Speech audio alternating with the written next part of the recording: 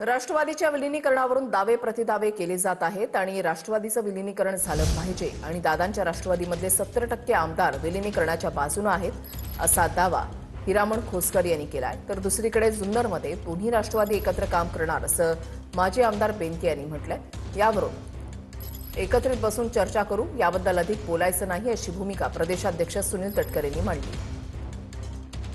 शिंदे म्हणतो 100% झालं पाहिजे, आमची सुद्धा अपेक्षा आहे। पण तुमच्या पक्षाच्या आमदारांचं तसं काही बोलणं झालेलं आहे का तुमच्या आमदार? आणि आमचे बरेच आमदार, आता मी ज्या दिवशी मागच्या वहिनीने ज्या दिवशी शपथ घेतली त्या दिवशी जी चर्चा होती, जवळजवळ 40 पैकी 30-35 आमदारांची चर्चा आहेच।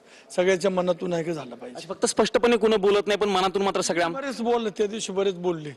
मकरंद पाटील आपल्या पुनर्वसन मंत्री त्यांनी तर स्पष्ट सांगितलं काही झालं पाहिजे, झालं पाहिजे असं। विलीनीकरण झालं पाहिजे। पण मला सांगा खोसकर साहेब, विलीनीकरणच्या अनुषंगाने तुमची चर्चा होती, तुम्ही वहिनींशी तसं काय बोललेला आहात का किंवा तुमचा संवाद? आम्हाला बोलवलं, आम्ही बोलणार आहे ना, या मंगळवारी आम्हाला ते बोलणार आहे, बोलवणार आहे। आमदारांशी 1 to 1 जेव्हा संवाद होईल तेव्हा तुम्ही वहिनींच्या मी तर 100% बोलणार आहे, वहिनींच्या पुढे तुमची भूमिका मानणार। म्हणून प्रफुल्ल पटेल असतील किंवा सुनील तटकरे हे सध्या राज्यामधील प्रमुख असल्याचं बघायला मिळतं। भुजबळ साहेब आणि बाकीचेही नेते आहेत, पण या 2 प्रमुख नेत्यांची भूमिका विलीनीकरण होऊ नये अशा पद्धतीची असल्याचं बोललं जाते किंवा त्यांच्या विधानं तशी येत आहेत। त्यांना आम्ही पण विनंती करणार आहे ना, अच्छा, आम्ही पण विनंती करणार आहे। आता एवढा मोठा लीडर गेला आमचा, सगळ्याला आम्हाला घेऊन चालणार आहे, पाठीमाग कोणतरी पाहिजे ना असं। खोसकर त्यांनी एक आमदार म्हणून भावना व्यक्त केली, ती काय पक्षाची भूमिका नाही आणि ते आमचे वरिष्ठ सहकारी आहेत। मी हिरामण खोसकरांची जरूर या विषयावरती बोलेन, त्यांचं मत काय ते जाणून घेऊ आणि मग आम्ही एकत्रितपणे बसून त्याला चर्चा करू। पुढं काय होईल आम्हाला माहित नाही, पण जुन्नर तालुक्यामध्ये राष्ट्रवादी काँग्रेस पक्ष एकत्रितपणेच वाटचाल करणार।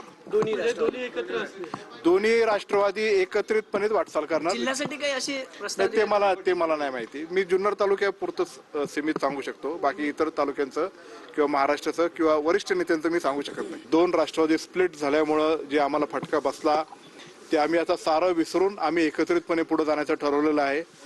तर आम्हाला पुढं जात असताना जिल्हा परिषदचं एखादं पद आमच्या जुन्नर तालुक्यामध्ये प्राप्त व्हावं ही आम्ही ती विनंती केली आणि त्यातून निश्चितच सकारात्मक विचार करून जुन्नरकरांच्या पाठीमागे मी खंबीरपणे उभे आहे असं वहिनीने आम्हाला शब्द दिला। अतुल बनके आज आमचे एक तरुण सहकारी आहेत।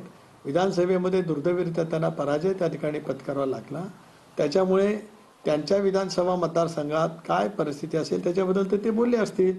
आता प्रत्येक ठिकाणी वेगवेगळी राजकीय परिस्थिती असू शकते। मी पक्षाचा अध्यक्ष आहे, त्यावेळेला पक्षाची भूमिका योग्य वेळेला योग्य स्पष्ट शब्दात मी त्या ठिकाणी